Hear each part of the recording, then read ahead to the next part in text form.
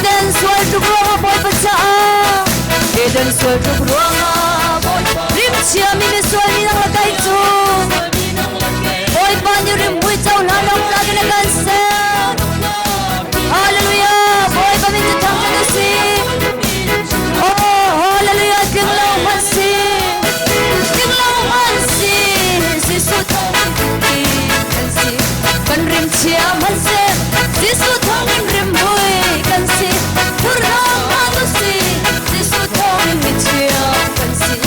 hallelujah boy pa mi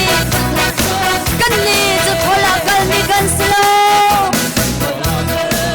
Calvary de khura khol chia mi kan si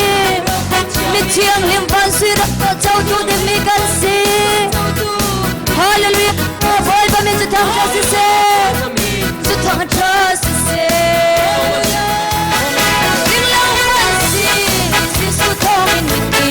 kan si kan rim chia man se manu se si su thong mi chiang kan si si su thong mi chiang kan si hallelujah boy pa mi bang pardo bang sau chim lau ne kan ni do na mi ki puda na usi kan phang na kan dup na hun ke pol pe da hallelujah boy pa mi chu thang cha tu si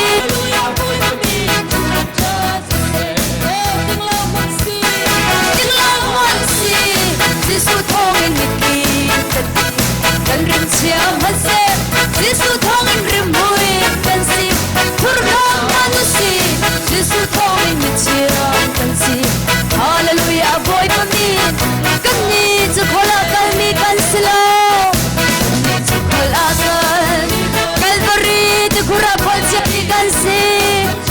thiang lim van si ram do chau tu de mi kan si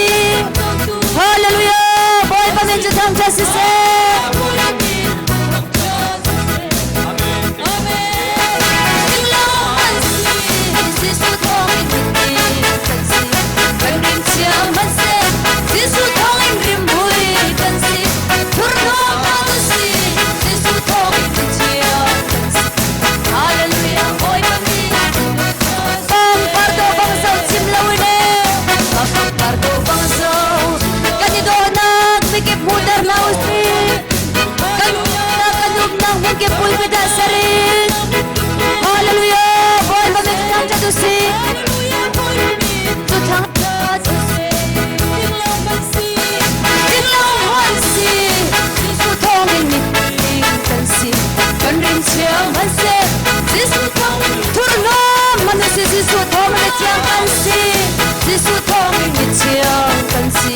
hallelujah boy pa mi bang pardo bang sau chim lau ne bang pardo bang sau kan ni do nam me ki putar na usi kan phang na kan num na phun ke pul pe da sare hallelujah